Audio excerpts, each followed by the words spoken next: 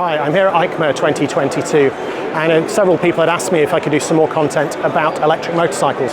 So I'm here at the Kalk stand. Aha, sounds very bake-off.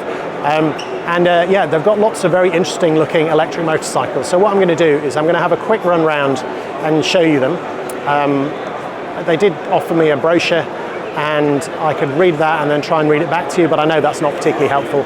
So I'll give you a very quick look at them now, and then I think someone from Kalk is going to talk me through a couple of the models which might add a bit more value than me just trying to guess as I walk around. So here we go. So this up here is, I think, the first bike that Kalk made. It's got, well, it's basically a frame built around a battery, as I think you can see. It does kind of look a little bit mountain bikey with those wheels, and that massive sprocket looks a little bit different. But you know what? It has OLED suspension, upside down suspension on the front. It has a big front disc, and yeah, it's got that sort of enduro style seat. Now I'm sure the styling isn't for everyone, but I think we also need to get used to the fact that electric motorbikes don't need to be built like internal combustion engine ones with the engine at the bottom and a fuel tank on top. What I'm now going to show you is they've got some work bikes, and if you're wondering what a work bike looks like, it's if you want to travel around an electric bike with your tools and some timber, then they have something that exactly does that. I have no idea what the dynamics are of trying to ride a bike when it's loaded up like that, but they've got, yeah, this one that's got some timber, a slightly funny looking indicator at the front underneath that big front box. It's got kind of running boards on the side instead of foot pegs, and a large removable battery. What we then also have here is a food delivery box, food delivery bike, sorry, with, I'm guessing that is potentially heated or cooled Dometic delivery box on the back. Now coming down here, it looks like these are two sort of, I guess, just sort of beach cruisers almost.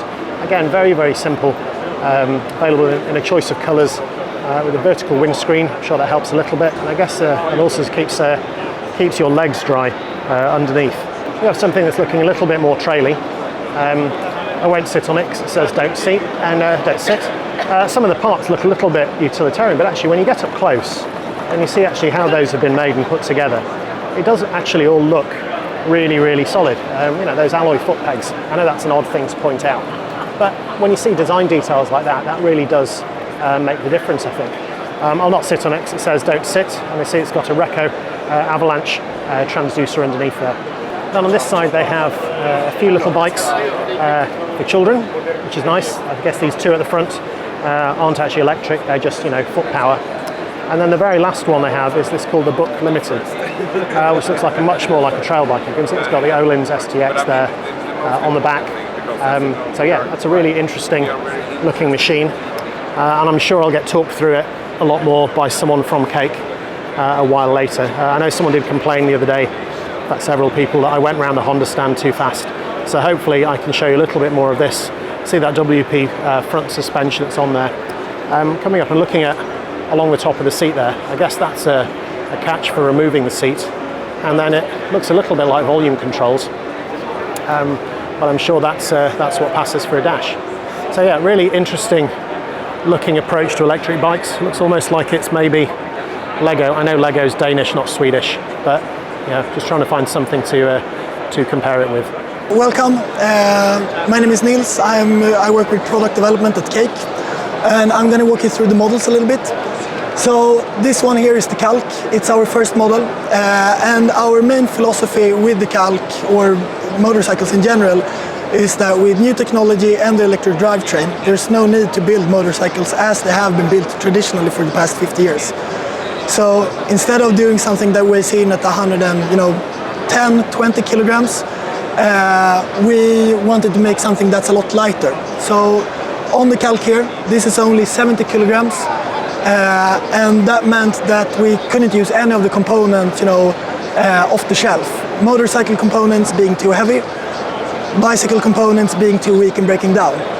So all of the things you see here, or all of the components you see here, has been designed from scratch in order to support this new category. Everything from the wheels, the hubs, the suspension together with Öhlins has been made in order to support this new category. So this one has a 2.5 kilowatt hour battery. It's based on 58 volts system, so 14S in series. The motor is a mid motor and you have around 11 kilowatt hour of peak power. So the Bukk is our latest model that we're launching. Now we're only doing a limited edition of 50 bikes. We will start deliver them by March this year. And when we did the Bukk, we wanted to keep the same lightness as the Kalk. So we're all about light electric off-road vehicles. The main differences on the Bukk, even though it's being ridden in similar conditions to the Kalk, is that the extra weight, which is 15 kilograms, this one is 85 kilograms, is a bigger suspension. So we have the WP air fork in the front with 278 millimeters of travel. And then we have, together with Nils, modified their STX 46 suspension in order to suit this bike. So on this bike here, we also have a bigger motor that we've developed ourselves. So it has 16 kilowatt of peak power with 420 Newton meters on the rear wheel. The battery itself is swappable. So you can see right here that you have a quarter turn on the seat that you remove, and then you have a latch underneath the seat. So you can just remove the seat without the need for tools, and then you can remove the battery, put in a new one if you still want to ride after the first one is finished. The range on this one is approximately 3 hours of riding time if you go out riding enduro. And as of right now, with the limited edition bike, this is an off-road only. Any particular questions about the Bukk? Availability in the UK? Availability in the UK. So we're selling direct, and for the first 50 pieces, we will deliver to North America and Europe directly to your door. Okay, great. That's great. Thank you very much indeed. And then we can go on to our commuting models. So both the Kalk and the OSA, they are mainly meant to be ridden off-road. The Kalk you can buy as an A1 motorcycle, however, so it is street certified and homologized. But if we go over to the OSA, which was our first commuting vehicle that we made, we got a lot of inspiration from a Swiss Army knife, pretty much, that we wanted to be extremely modular and customizable.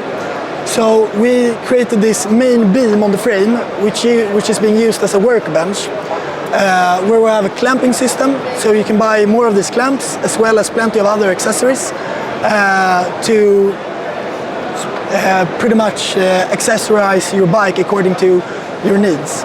So if you look at the work models, for example, that we have, you can see some examples of all of those accessories.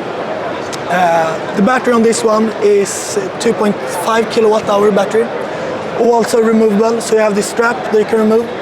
So you can either put a new battery pack in if you want to keep riding after you're done, or you can bring it up to your apartment to charge it during night. The OSA comes with 2 different battery sizes. So we have the standard at 2.5 kilowatt hours.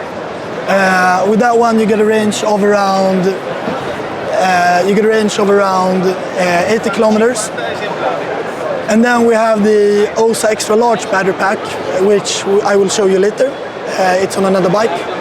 That one is at 3.5 kilowatt hours. So it's slightly bigger and it's completely compatible. So you can buy your OSA with either the big or the smaller battery pack. The OSA is also an extremely capable scooter. So we sell this model both as a 45 kilometer hour version, as well as a A1 motorcycle where the top speed is 90 kilometers an hour. The motor has a mid motor, 10 kilowatt hour peak power. And on the OSA Lite model, the main difference is that it's being limited by software, pretty much. But that still means that you have this incredibly high peak power. So it's really accelerating fast to 45 kilometers an hour before it stops. But it's a lot of fun to ride, and it's really powerful. Then going on to the Maca model we have here. So the Maca is our latest commuting vehicle. We supply it as either a 25 km/h version, where you don't need the license in most markets, or as a 45 km/h version. The Maca is the starting price is around 3,800 USD. It has a 1.5 kWh battery pack that's swappable, and it has a hub motor in the rear. And the main reason that we've decided to go with a hub motor on the Maca is that we don't have the same requirements on the torque, on the performance. But what's really nice with the hub motor is that it's completely silent, it's not a lot of moving parts, and it's a really smooth ride, pretty much. While on the other models, the Bukk, the OSA and the Kalk, we've decided to go with a mid-motor instead, and that's mainly due to the fact that we get a lot of torque with the transmission. But here we have the two different work models. So it's pretty much an OSA as well as a Maca, which has been modified in order to support, you know, any kind of business-to-business usage. So, as previously mentioned with the clamping system here, you're able to buy clamps as well as accessories to suit, you know, whatever you need. So whether or not you are a plumber, an electrician, or just a food delivery driver, you're able to accessorize your vehicle to work with that. Both of the work models comes with extra large battery packs, which I mentioned previously. So here you can see the OSA extra large battery pack, which is at 3.5 kWh standard range. And the same goes for our Maca model. So this is the work Maca that we have. You can also see that this one here has a larger battery pack. Also, it's completely compatible with a smaller battery pack, so you can use whatever battery pack that suits your needs. And then on all of our models, they are equipped with connectivity. So we have a small connectivity device, which means that you're able to connect your bike to your phone with the app. And then you're able to do a bunch of different things. First of all, you're able to get the live GPS data, which means that you're able to, you know, see wherever it is, and that's mainly being used as a, you know, peace of mind feature for anti-theft. So, you know, if the bike gets stolen, you're able to track it and retrieve it. You also get a lot of customizations on the drivetrain characteristics. So on all of the bikes we have something that's customized ride mode. So you're able to adjust the torque settings as well as the top speed in order to create your own ride mode that suits your needs.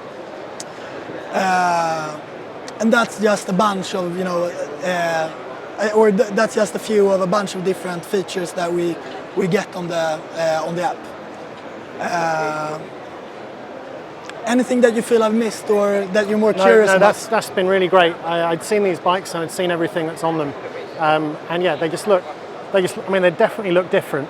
I mean, it's rare that you see a bike that can carry timber around like that. So yeah, thanks very much indeed for talking that through. Really appreciate it. Yeah, thank you so much.